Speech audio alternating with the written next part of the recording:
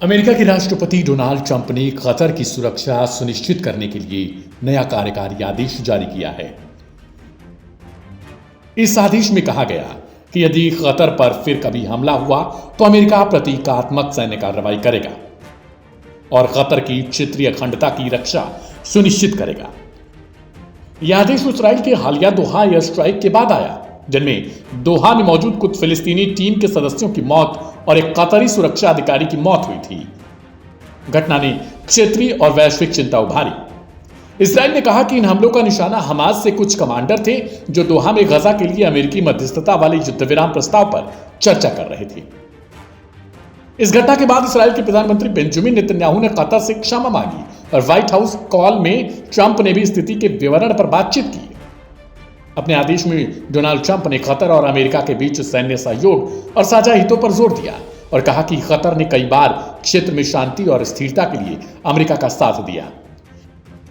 इसलिए उनके शब्दों में कतर की सुरक्षा की गारंटी अब अमेरिकी नीति का अहम हिस्सा है। 9 सितंबर की हवाई कार्रवाई के बाद वाशिंगटन ने कतर के साथ रिश्ते सुधारने की भरपूर कोशिश की। वहीं इस्राइल के प्रति अपनी वफादारी भी दर्ज रखी। अमेरिकी विदेश मंत्री की कतर यात्रा और अरब मुस्लिम नेताओं की दोहा में एकजुटता ने स्थिति की नाजुकता को और उजागर किया। कतर ने उन हमलों को कायरतापूर्ण और विश्वासघात करार दिया और उसने अपनी संप्रभुता की रक्षा का संकल्प जताया।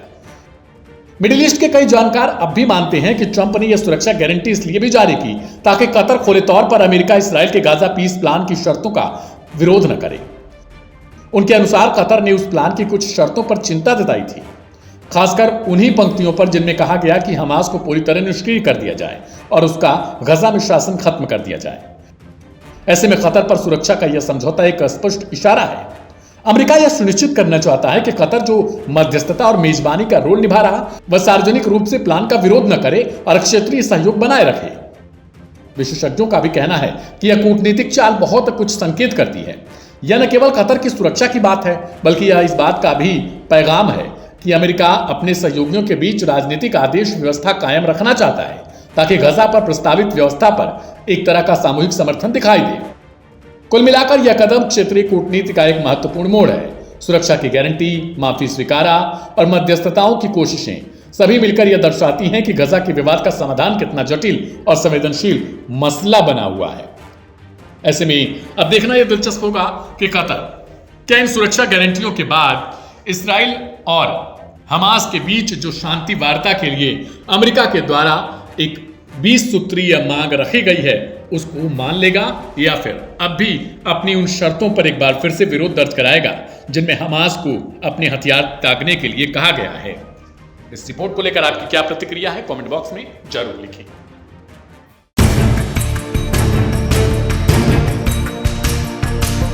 गाजा और इजराइल के बीच तनाव एक बार फिर तेज हो गया है। बीते 24 घंटे में हमास ने दूसरी बार इजराइल पर रॉकेट हमले किए हैं। तेल अवीव शहर को निशाना बनाया गया है, जहां देर रात रॉकेटों की बारिश से आसमान जगमगा उठा, जिसके चलते इजराइल में हड़कंप और अफरा तफरी मच गई है। जी हां, तेल अवीव के आसमान में रॉकेटों की चमक और जमीन पर दहशत का माहौल। सोमवार देर रात गाजा से हमास ने इजराइल पर एक के बाद एक रॉकेट दागी।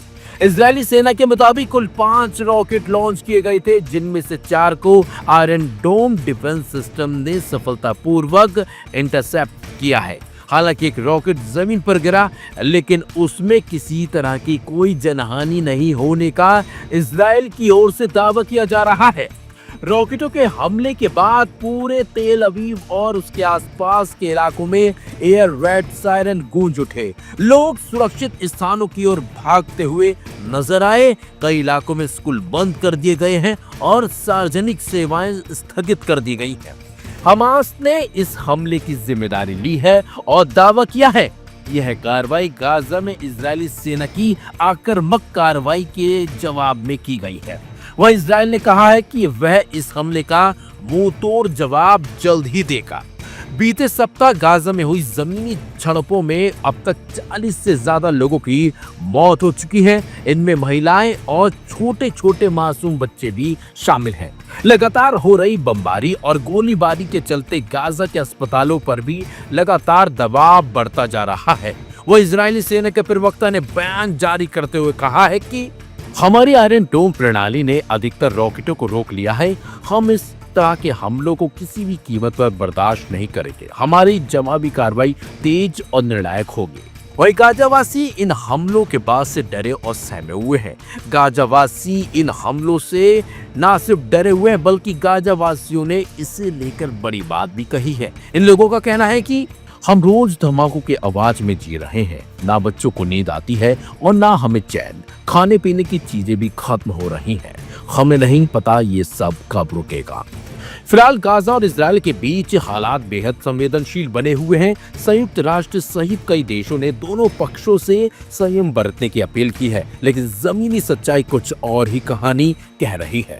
आने वाले कुछ घंटे इस पूरे संघर्ष की दिशा तय कर सकते हैं, क्योंकि इजरायल ने भी हमलों का जवाब देने की बात जो कह डाली है। अब देखना होगा कि इजरायल इन हमलों का कब और कैसे देता है, क्योंकि लगातार दोनों के बीच हालात बेकाबू होते जा रहे हैं।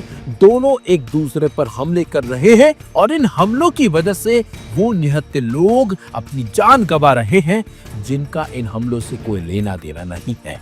लेकिन सवाल यही होता है कि ये जंग कब थमेगी या फिर नहीं।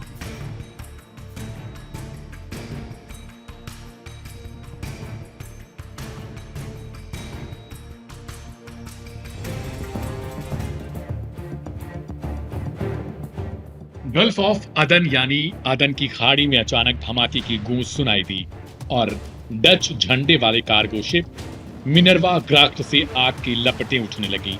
यह हमला हुआ था हूतियों की क्रूज मिसाइल से। यमन के ईरान समर्थित हूती विद्रोही संगठन ने खुद इस हमले की जिम्मेदारी ली। जहाज पर कुल 19 क्रू मेंबर सवार थे, जिनमें से 2 नाविक घायल हो गए और बाकी सभी को इमरजेंसी में निकालना पड़ा। लेकिन जहाज को आग की लपटों से गंभीर नुकसान भी पहुंचा और अब उसके डूबने का खतरा मंडरा रहा है। हूती प्रवक्ता यहसारी ने साफ कहा कि यह हमला उनके नेवल फोर्स ने किया। उनका दावा है कि इस शिप को टारगेट इसलिए बनाया गया क्योंकि यह इसराइल के कब्जे वाले फिलिस्तीनी बंदरगाहों में प्रवेश कर रहा था। यहसारी ने चेतावनी दी, हमारे सैन्य अभियान तब तक नहीं रुकने वाले हैं जब तक कि गजा पर जारी नाकेबंदी खत्म नहीं होती और फिलिस्तीनियों पर हो रहे हमले बंद नहीं कर दिए जाते। करीब 1 महीने बाद हूतियों का यह पहला बड़ा समुद्री हमला है। इससे पहले उनकी मिसाइलें और ड्रोन हमले बार-बार रेड सी और गल्फ ऑफ अदन में अंतर्राष्ट्रीय जहाजों पर निशाना बना चुके हैं।